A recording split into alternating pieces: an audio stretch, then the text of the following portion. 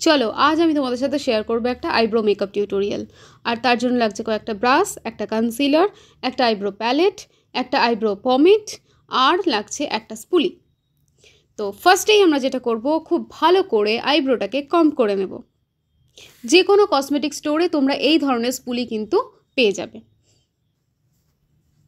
এবার লাগছে একটা অ্যাঙ্গেলের ব্রাশ, আর এটা দিয়েই মেনলি আমরা আমাদের আইব্রোটা ড্র করব। যত কম প্রোডাক্ট নেবে ততটাই ভালো তোমার আইব্রোটা হবে। সেই কারণে যতবার প্রোডাক্ট নেবে ব্রাশে ততবার একবার করে হাতে সোয়াচ করে নেবে, তাহলে প্রোডাক্টটা খুব অল্প পরিমাণে তোমার আইব্রোতে অ্যাপ্লাই করা যাবে। এবং আইব্রোর একটা জ্যামিতি হয়, সেটা তোমরা খুব ভালো করে বুঝে নাও। ফার্স্টেই যেখানে আইব্রো স্টার্টিং পয়েন্ট, সেখান থেকে আইব্রো আর্চ অবধি একটা পয়েন্ট।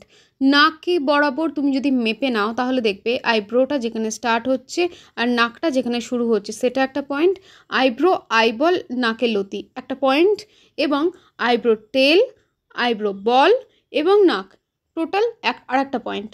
তাহলে আমরা যদি এইভাবে একটা ব্রাশের সাহায্যে নকশাটা করে নিতে পারি তাহলে কিন্তু খুব ভালোভাবে আমরা আমাদের আইব্রোটাকে ড্র করতে পারবো।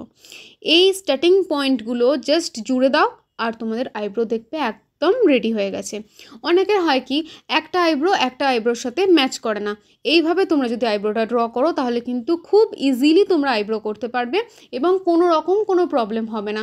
অনেকে আইব্রো প্যালেট দিয়ে ভালো আইব্রো করতে পারো, কিন্তু আইব্রো পমেট দিয়ে ভালো আইব্রো ড্র করতে পারো না। সেক্ষেত্রে কিন্তু তোমরা এই ট্রিকটা অ্যাপ্লাই করতে পারো। এবার আমরা যেটা করব, অল্প অল্প করে আইব্রোটাকে ভরাট করব এবং স্পুলি দিয়ে বারবার করে ব্লেন্ড করব। এইভাবে বারবার করতে থাকলে কি হবে, একদম আইব্রোটা ন্যাচারাল লাগবে। আর যদি তোমরা বেশি প্রোডাক্ট একবারে ইউজ করতে থাকো তাহলে কি হবে, তোমাদের আইব্রোটা কিন্তু একদম ন্যাচারাল লাগবে না।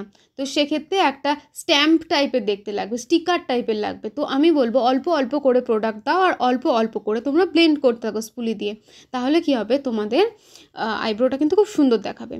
আর তোমাদের কাছে যদি আইব্রো প্যালেট বা আইব্রো পমেট না থাকে তাহলে তোমাদের আইশ্যাডো প্যালেটে দেখবে ডার্ক ব্রাউন যে শেডটা থাকবে সেই শেডটা দিয়ে কিন্তু তোমরা আইব্রোটাকে ড্র করতে পারো।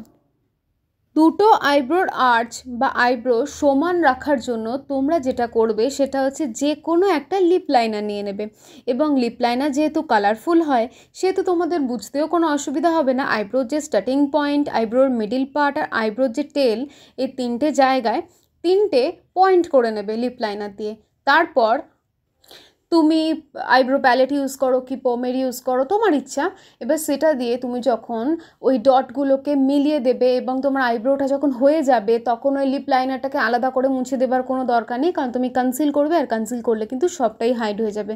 তোমার যদি এক্সট্রা হেয়ার থাকে আইব্রোতে, আমার যেহেতু আইব্রো রিসেন্টলি করেছি আমি, মানে আইব্রো প্ল্যাক করেছি, সেহেতু আমার কোনো অসুবিধা হচ্ছে না। কিন্তু তোমাদের অনেকেরই আইব্রো থাকে, তো সেটাও কিন্তু এই কনসিলারটা হাইড করে দেবে। তো সেক্ষেত্রে তোমরা যেটা করবে, ফার্স্টে এক সেট ডার্ক কনসিলার ইউজ করবে, দেন এক সেট লাইট কনসিলার ইউজ করবে, তাহলে কিন্তু কোনো অসুবিধা হবে না।